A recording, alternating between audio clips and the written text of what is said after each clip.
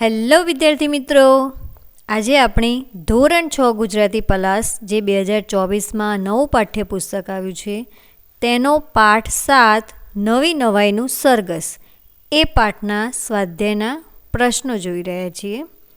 તો અહીંયા વાતચીતમાં કેટલાક પ્રશ્નો આપ્યા છે. પહેલો પ્રશ્ન છે, તમારી શેરી કે મહોલ્લામાં તમને કયા કયા પ્રાણીઓ રખડતા જોવા મળે છે?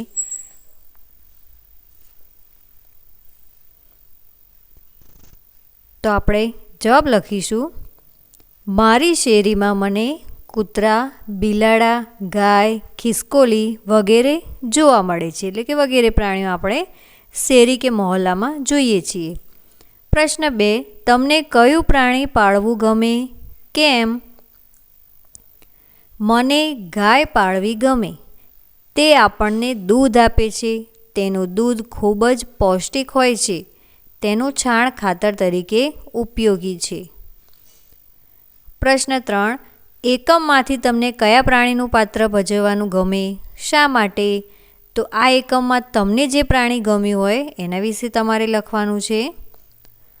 આ એકમમાંથી મને ટોમી કૂતરાનું પાત્ર ભજવવાનું ગમે, કારણ કે જ્યારે માણસો વચ્ચે ધમાલ ચાલતી હોય છે ત્યારે ટોમી કૂતરો બધા પ્રાણીને સમજાવીને નવી નવાઈનું એટલે બધા પ્રાણીઓ સંપીને ચાલતા હોય તેવું સરઘસ કાઢવાનું કહીને માણસોને એકબીજાની સાથે સંપીને રહેવાનો સંદેશ આપવાનું કહે છે. વળી બધા પ્રાણીઓની તે આગેવાની લે છે. પ્રશ્ન 4, માણસોનું વર્તન તમને યોગ્ય લાગ્યું? શા માટે?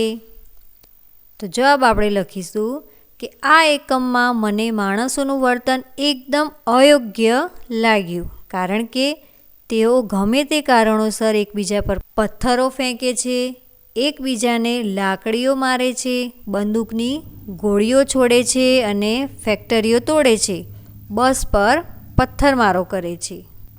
પ્રશ્ન 5, ટોમી કૂતરાએ બીજા પ્રાણીઓને રોકીને સરઘસ કાઢ્યું ન હોત તો શું થાત?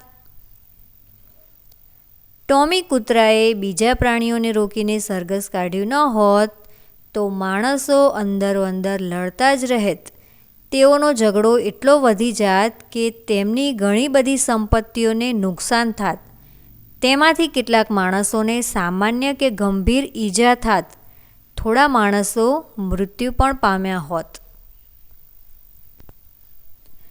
પ્રશ્ન 6, જો તમે પશુ પક્ષીઓની ભાષા જાણતા હોત તો શું કરો? જો હું પશુ પંખીઓની ભાષા જાણતો હોત તો તેમની સાથે વાત કરીને તેમની જરૂરિયાતો, સગવડો સચવાય તેવો પ્રયત્ન કરું. તેમને માણસો તરફથી પડતી તકલીફો જાણી તે અંગે યોગ્ય વ્યવસ્થા જળવાય તેવી વડીલોને વિનંતી કરું. તેમની બીમારી વિશે જાણી તેમને યોગ્ય સારવાર મળે તેવી વ્યવસ્થા કરાવું. પ્રશ્ન 7, માણસોએ પશુ પંખીઓ પાસેથી શું શીખવા જેવું છે? તો જવાબ લખીશું, પશુ પંખીઓ માણસોને ઘણી બાબતો શીખવી શકે તેમ છે.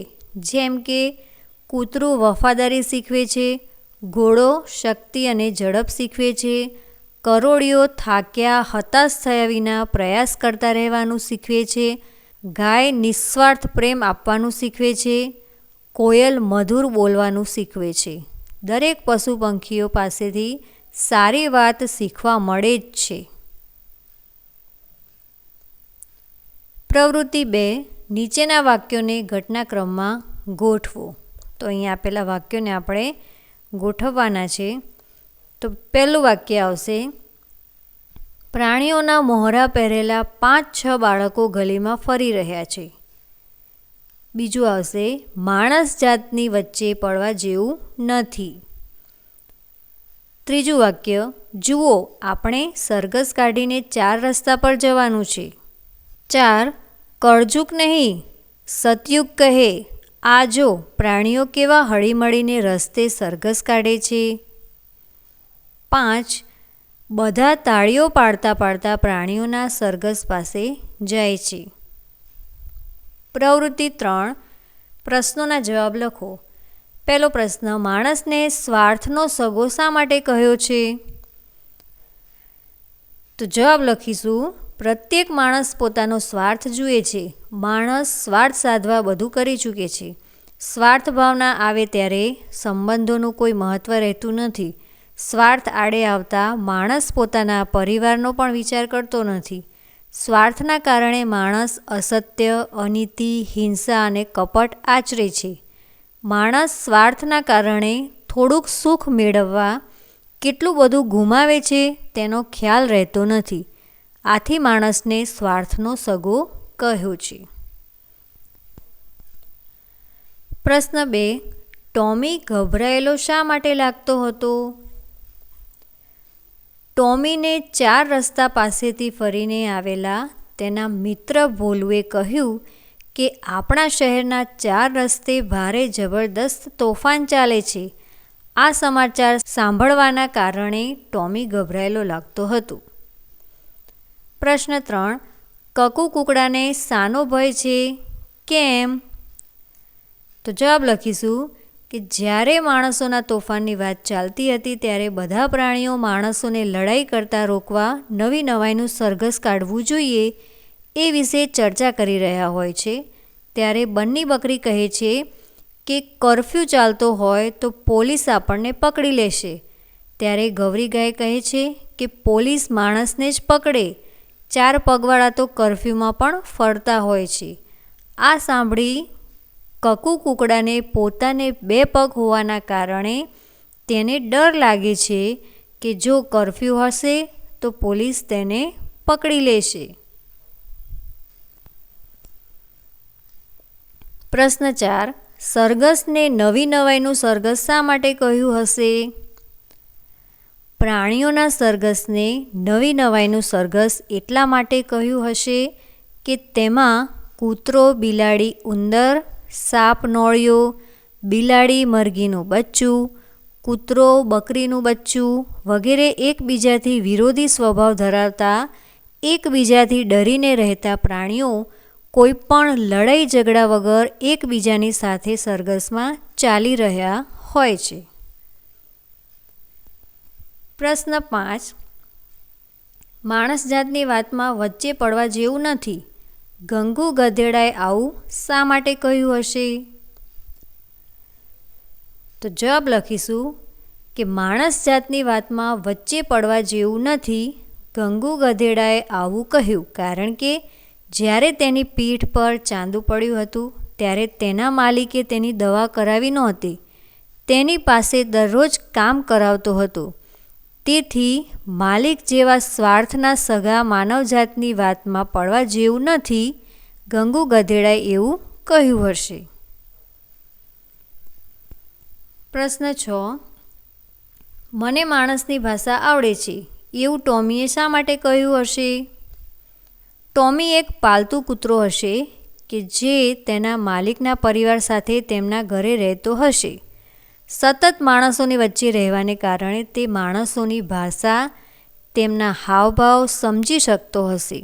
આથી ટોમીએ મને માણસની ભાષા આવડે છે એમ કહ્યું હશે. પ્રશ્ન 7. એકમમાંથી કયું પ્રાણી તમને વધુ રમૂજી લાગ્યું? શા માટે?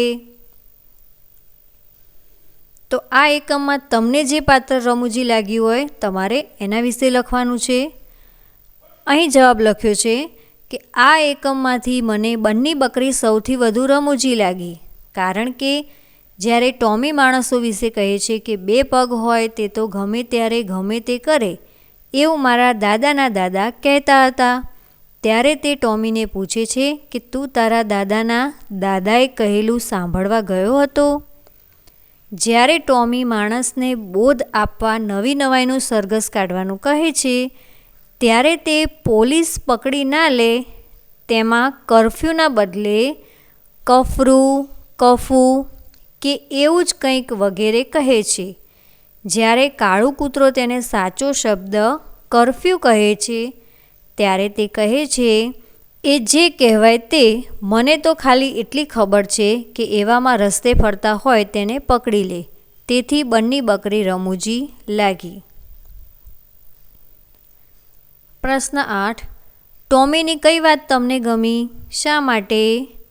અંદરો અંદર લડાઈ કરતા માણસોને પરસ્પર પ્રેમભાવ રાખી એકબીજા સાથે હળીમળીને રહેવાનો સંદેશ આપવા માટે એકબીજાથી વિરુદ્ધ સ્વભાવના પ્રાણીઓને, એકબીજાથી ડરીને રહેતા પ્રાણીઓને એકબીજા સાથે ચાલતા હોય તે રીતે નવી નવાઈનું સરઘસ કાઢવાની ટોમીની યોજના મને ખૂબ ગમી. પ્રવૃત્તિ 4 પાઠના આધારે કહો. તો અહીંયા કોણ બોલ્યું અને શું બોલ્યું એ તમારે જોડવાનું છે. તો પહેલું આપ્યું છે ગૌરી ગાય.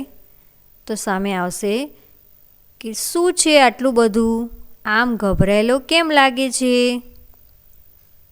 બન્ની બકરી કહે, જા જા, તને કોણે કહ્યું? હું હમણાં ત્યાંથી આવી. ટોમી કૂતરો, તો સામે વાક્ય થશે, આપણે શું કરીએ? એમને લડવાની ના શી રીતે પાડીએ?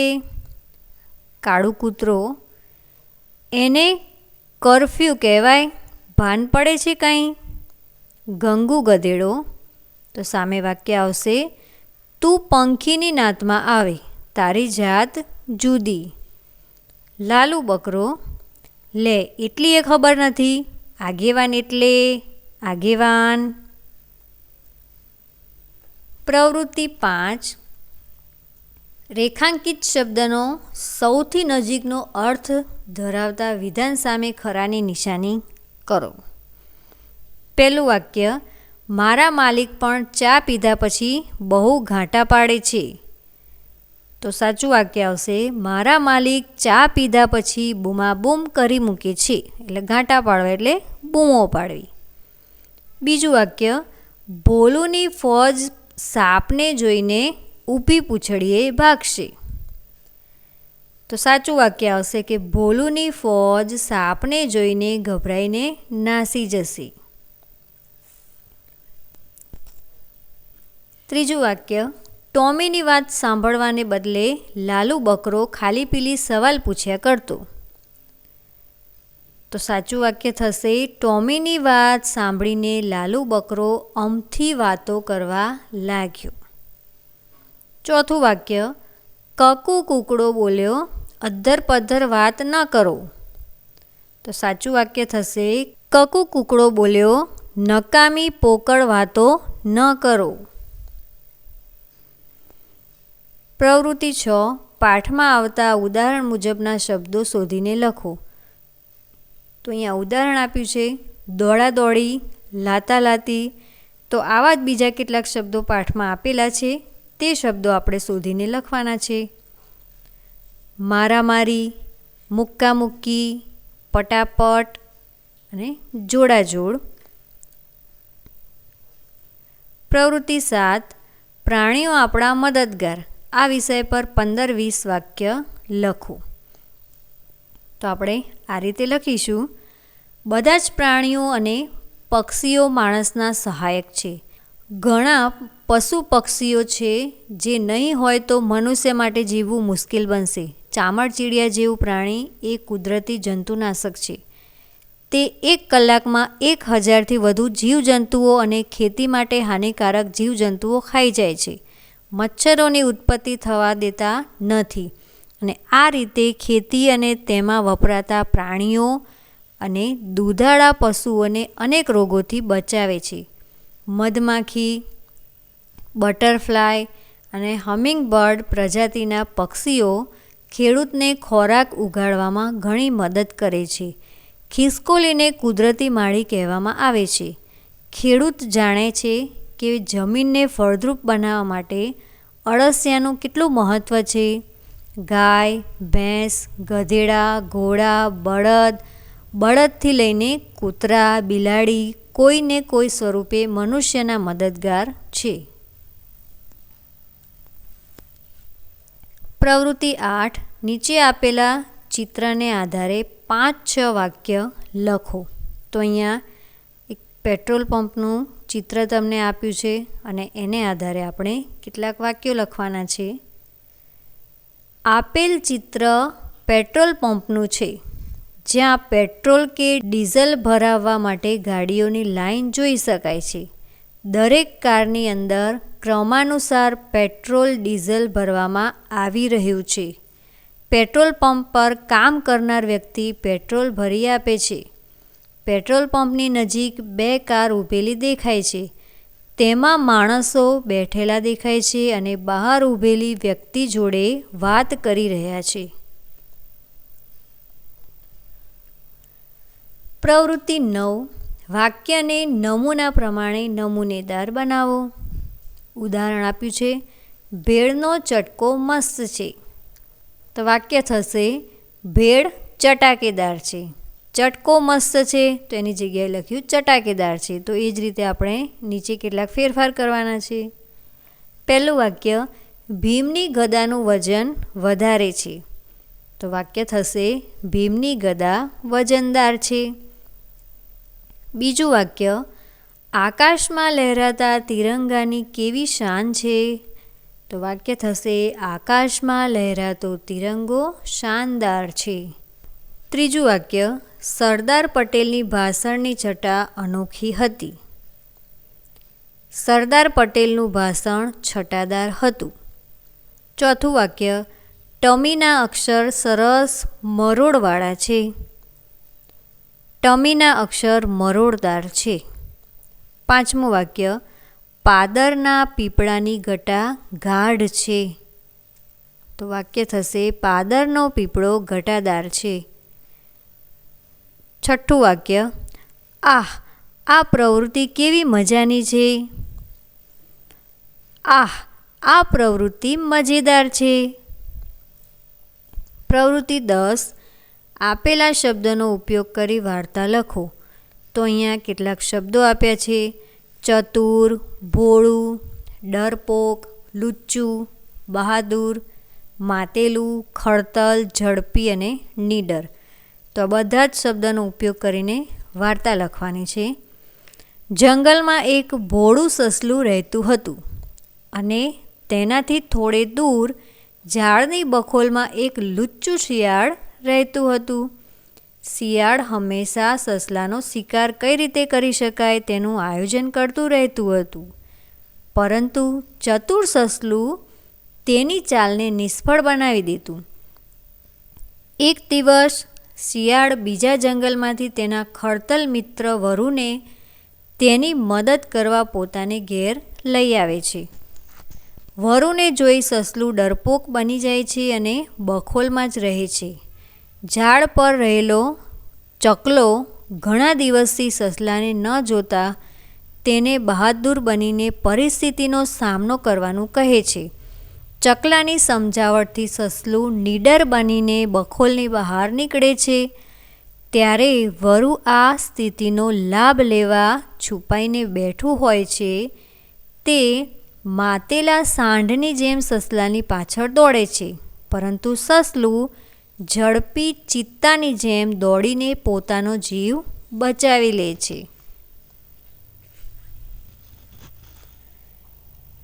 પ્રવૃત્તિ 11. નીચે આપેલી જાહેરાત વાંચી પ્રશ્નોના જવાબ લખો. અજબ ગજબ હરીફાઈ. આપણા શહેરમાં પહેલી જ વાર પાલતુ કૂતરા માટેની અનોખી હરીફાઈ યોજવામાં આવી છે. તો અહીંયા અનોખી હરીફાઈ એટલે છે કે તે પાલતુ કૂતરાની હરીફાઈ છે. તમારા પાલતુ કૂતરાને દોડ, નૃત્ય, સ્વચ્છતા, ઊંચો કૂદકો જેવી હરીફાઈઓમાં જોડો અને નવીન અનુભવનો લાભ મેળવો. એક રમતમાં ભાગ લેવા માટેની ફી ₹75 રહેશે. સ્પર્ધક કોઈ પણ 2 હરીફાઈમાં જ ભાગ લઈ શકશે. દરેક હરીફાઈમાં પહેલો નંબર મેળવનાર સ્પર્ધકને સુવર્ણચંદ્રક, દ્વિતીય નંબરને રજત ચંદ્રક અને તૃતીય નંબર મેળવનારને કાંસ્ય ચંદ્રક એનાયત કરવામાં આવશે. તો એ નીચે કેટલાક પ્રશ્નો આપ્યા છે. પહેલો પ્રશ્ન છે, અજયનો કૂતરો બધી જ હરીફાઈમાં ભાગ લઈ શકશે? શા માટે? અજયનો કૂતરો બધી જ હરીફાઈમાં ભાગ લઈ શકશે નહીં, કારણ કે કોઈ પણ 2 હરીફાઈમાં જ ભાગ લઈ શકાય. બીજો પ્રશ્ન, મોનાલી ફી પેટે ₹150 ભરે છે, તો તેણે તેના કૂતરાને કેટલી હરીફાઈમાં ભાગ લેવડાવ્યો હશે? તો જવાબ થશે, એક સ્પર્ધામાં ભાગ લેનારની ફી ₹75 છે. આથી મોનાલી ફી પેટે ₹150 ભરે છે, તો તેણે તેના કૂતરાને 2 હરીફાઈમાં ભાગ લેવડાવ્યો હશે. પ્રશ્ન 3.